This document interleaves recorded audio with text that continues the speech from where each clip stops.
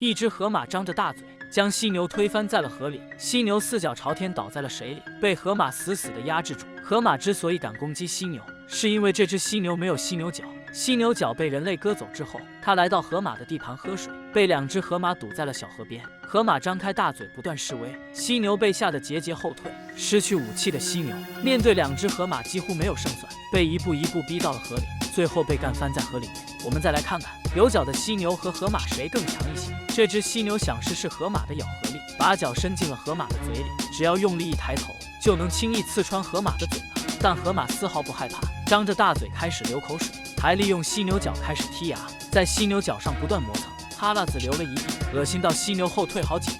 河马得意到摇头晃脑跑了，过了一会又跑了回来，对着犀牛的屁股一顿闻，试图闻出来犀牛晚上吃了啥，还伸舌头舔了一下，舔完就想跑。犀牛赶紧追了上去，想要给河马一个教训，但河马跑得太快。